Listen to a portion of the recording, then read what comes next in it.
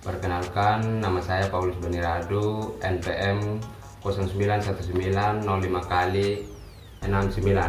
Saya mahasiswa STIKIM Sekolah Tinggi Ilmu Kesehatan Indonesia Maju. Saya akan mempresentasikan rangkuman materi asam basa, farmakologi dasar, penyembuhan luka, prinsip obat. Ya, kita langsung aja kepada materinya. Materi yang pertama, gangguan keseimbangan asam dan basa. Pengertian keasaman atau kebasaan suatu larutan tergantung dari ion hidrogen di dalamnya. Peningkatan kadar H+ ion hidrogen akan menurunkan pH sehingga larutan lebih asam. Penurunan kadar akibat penambahan basa ke dalam plasma. Faktor-faktor mempengaruhi asam basa. Yang pertama, pemberian asam melalui makanan.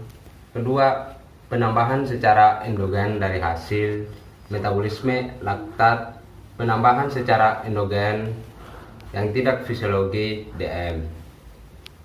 3. Pengeluaran asam atau basa oleh ginjal dan usus. Pengeluaran asam karbon CO2 oleh paru. Penentukan asam dalam jumlah besar oleh sel lambung. Macam-macam gangguan keseimbangan asam basa, ada 6 jenis kelainan yang dapat timbul, yaitu asidosis respiratorik, alkalosis respiratorik, asidosis metabolik, alkalosis metabolik, asidosis respiratorik dan metabolik bersamaan, alkalosis respiratorik dan metabolik bersamaan. pH 7,12 turun maka disebut asam asidosis. PCO2 51 naik maka disebut asam asidosis. HCO3 32 naik maka disebut asam basa alkalosis. B3 naik. Yang bermasalah adalah respiratorik, asidosis respiratorik terkompensasi. pH 7,37 disebut asidosis alkalosis. PCO2 46 alkalosis. HCO3 29 asidosis. BE 3 naik. Analisa masalah adalah alkalosis respiratorik terkompensasi penuh. Materi yang kedua, farmakologi dasar.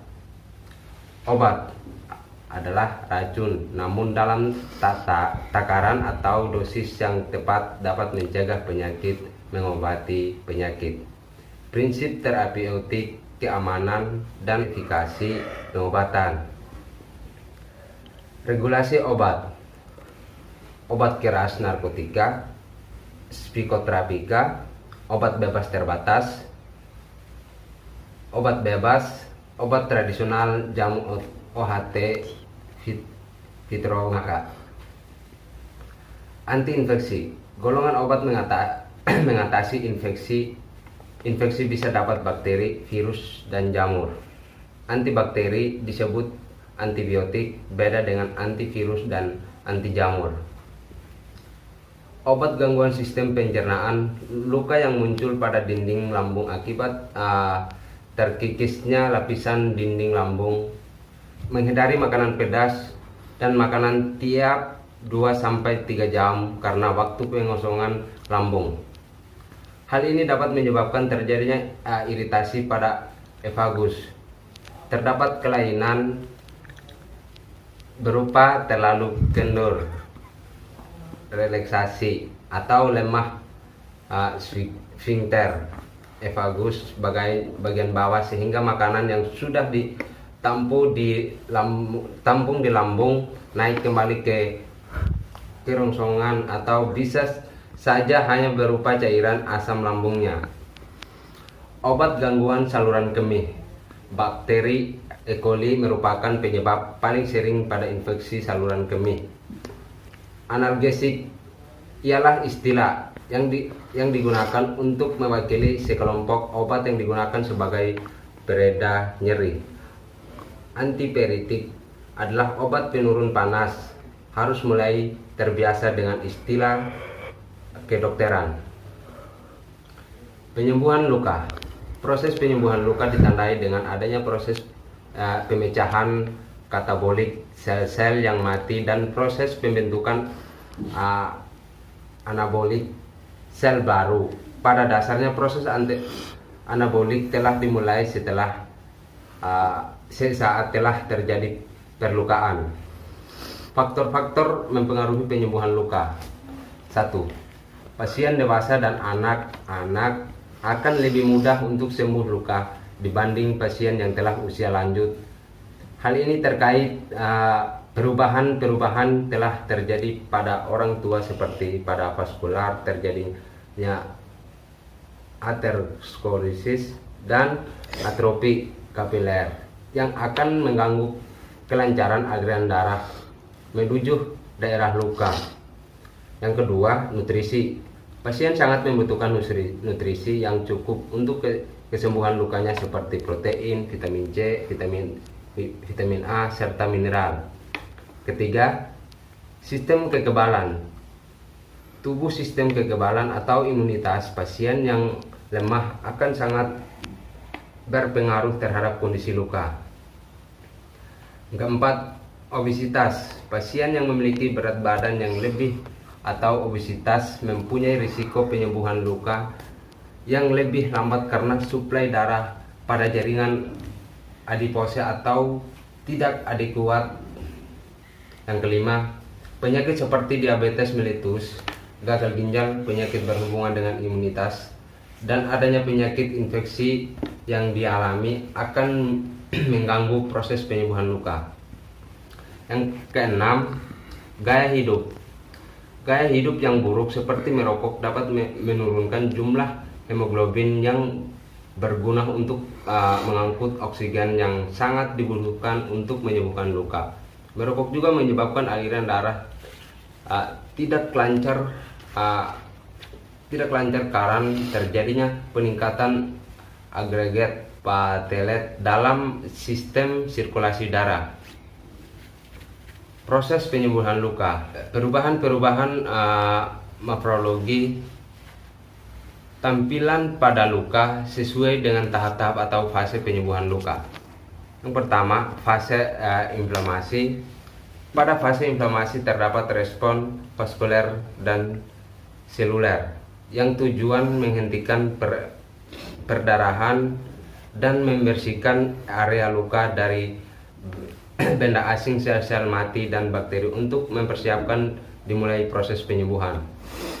Yang kedua, fase proliferasi. Proses kegiatan seluler yang penting pada fase ini adalah memperbaiki dan menyembuhkan luka ditandai dengan proliferasi sel. Pada fase ini protein sangat diperlukan sel untuk menumbuhkan granulasi, pembuluh darah, dan jaringan baru. 3. Fase maturasi.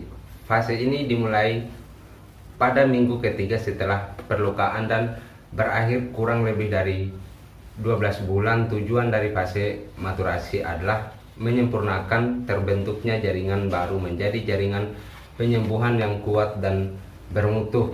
Warna kemerahan dari jaringan mulai berkurang karena pembuluh mulai regresi dan kolagen bertambah banyak untuk memperkuat jaringan paru. Luka dikatakan sembuh jika komunitas lapisan kulit dan kekuatan jaringan kulit mampu untuk melakukan aktivitas yang normal. Meskipun proses penyembuhan luka sama bagi setiap penderita, namun hasil yang dicapai sangat tergantung dari kondisi biologik masing-masing individu, lokasi serta luasnya luka. Selain apa yang telah diuraikan, terdapat pandangan lain tentang penyembuhan luka yang bahwa proses penyembuhan luka terdiri dari dua komponen utama, regenerasi dan perbaikan, repair. Regenerasi adalah pergantian sel-sel yang hilang dengan sel-sel yang tertipe sama, sedangkan repair adalah tipe akhir kesembuhan luka. Tahapan penyembuhan terdiri dari intention, primer, sekunder, dan tersier. Materi yang keempat, prinsip dan teknik pemberian obat secara oral, parental, topikal, dan inhalasi. Cara pemberian obat yang pertama, per oral. Pemberian obat per oral adalah cara pemberian obat melalui mutu. Cara ini adalah cara yang paling umum dilakukan dengan tujuan mencegah dan mengobati, mengurangi rasa sakit sesuai dengan efek terapi dari jenis obat. Keuntungannya praktis, aman, dan ekonomis. Kelemahannya, efek yang timbul biasanya lambung tidak akan efektif jika pengguna sering muntah-muntah. 2. Parental adalah pemberian obat tanpa melalui mulut, tanpa melalui saluran pencernaan, tetapi langsung ke pembuluh darah. Keuntungannya, efek timbul lebih cepat dan teratur. Dapat diberikan pada penderita yang tidak konsentratif, tidak sadar, dan muntah-muntah. Sangat berguna dalam keadaan emergensi. Kelemahannya dibutuhkan kondisi asepsis, menimbulkan rasa nyeri, tidak ekonomis. Yang ketiga, intrakutan adalah pemberian obat ke dalam lapisan dermis kulit tepat di bawah epidermis. Pemberian intrakutan secara umum dilakukan di daerah lengan tangan. Subkutan, yang keempat, subkutan adalah pemberian obat melalui suntikan ke arah bawah kulit, yaitu pada jaringan konektif atau lemak di bawah dermis. Jenis obat yang lazim diberikan secara SC. Pertama, 1. Vaksin, 2. Obat-obatan preoperasi, 3. Heparin, 4. Narkotik, 5. Insulin. Yang kelima, intramuskuler adalah cara memasukkan obat ke dalam jaringan otot atau muskulus. Tujuannya pemberian obat dengan absorpsi lebih cepat dibandingkan SC.